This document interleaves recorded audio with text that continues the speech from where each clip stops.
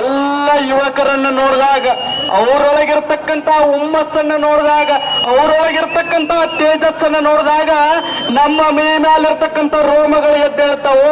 ಅಂತ ಯುವಕರು, ಅವರಲ್ಲಿರ್ತಕ್ಕಂಥ ಆದರ್ಶ ಎಂತಾದ ವೀರ ಆಗಿರ್ತಕ್ಕಂಥ ವೀರ ಸನ್ಯಾಸಿ ಸ್ವಾಮಿ ವಿವೇಕಾನಂದನವರು ಒಂದು ದಿನ ವಿದೇಶಕ್ಕೆ ಹೋಗಿರ್ತಾರಂತ. ಅವರನ್ನ ನೋಡಿ, ಅವರು ತೊಟ್ಟಿರ್ತಕ್ಕಂಥ ಕಾವಿ ಬಟ್ಟೆಯನ್ನು ನೋಡಿ ಆ ವಿದೇಶದೊಳಗಿರ್ತಕ್ಕಂಥ ಅನೇಕ ಜನರು ಆ ಪುಣ್ಯಾತ್ಮನನ್ನ ಕೀಳಾಗಿ ಕಂಡ್ರಂತ.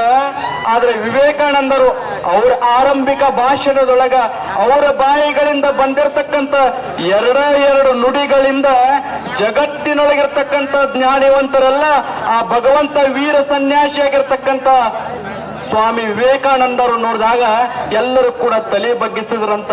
ಅಂತ ವೀರ ಸನ್ಯಾಸಿಗೊಬ್ರು ಕೇಳ್ತಾರಂತ, ಏನ್ರಿ ನಿಮ್ಮ ದೇಶದ ಬಗ್ಗೆ, ನಿಮ್ಮ ಸಂಸ್ಕೃತಿ ಬಗ್ಗೆ, ನಿಮ್ಮ ಸಂಸ್ಕಾರದ ಬಗ್ಗೆ ಬಹಳ ಹೆಚ್ಚೆಚ್ಚಾಗಿ ಮಾತಾಡ್ತೀರಿ, ಆದ್ರೆ ನಮ್ಮ ದೇಶದ ಸಂಸ್ಕೃತಿ ಬೂಟಗಳನ್ನ ನಿಮ್ಮ ಕಾಲೊಳಗ ತೊಟ್ಟಿದ್ದೀರಲ್ಲ ಅಂತೇಳಿ ಕೇಳಿದ್ರಂತ.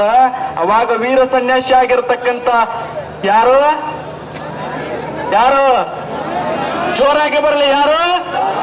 ಸ್ವಾಮಿ ವಿವೇಕಾನಂದ ಅವರು ಹೇಳ್ತಾರಂತ, ನನ್ನ ದೇಶದ ಸಂಸ್ಕೃತಿಯನ್ನ, ನನ್ನ ದೇಶದ ಸಂಸ್ಕಾರವನ್ನ ನನ್ನ ತಲೆ ಮ್ಯಾಗ ತೊಟ್ಟಿದ್ದೀನಿ, ವಿದೇಶದ ಸಂಸ್ಕಾರವನ್ನ ನನ್ನ ಕಾಲೊಳಗ ಮೆಟ್ಟಿದ್ದೀನಿ ಅಂತ ಹೇಳ್ತಕ್ಕಂಥವ್ರು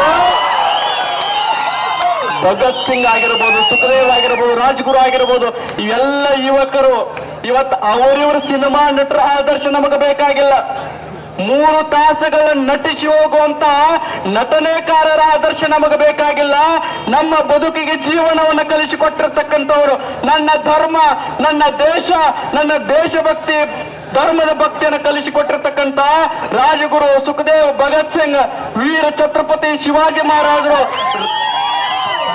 ಬಸವಣ್ಣನವರು, ಕ್ರಾಂತಿವೀರ ಸಂಗೊಳ್ಳಿ ರಾಯಣ್ಣ ಅಂತ ಆದರ್ಶಗಳನ್ನ ನಾವೆಲ್ಲರೂ ಕೂಡ ನಮ್ಮ ಮೈ ಒಳಗೆ ಅಳವಡಿಸಿಕೊಂಡು ಇಂಥ ಒಂದು ಅಭೂತಪೂರ್ವವಾಗಿರ್ತಕ್ಕಂಥ ಶೋಭಾಯಾತ್ರೆ ಯಾವುದೇ ಅನ್ಯ ಧರ್ಮಕ್ಕೂ ಕೂಡ ನಾವು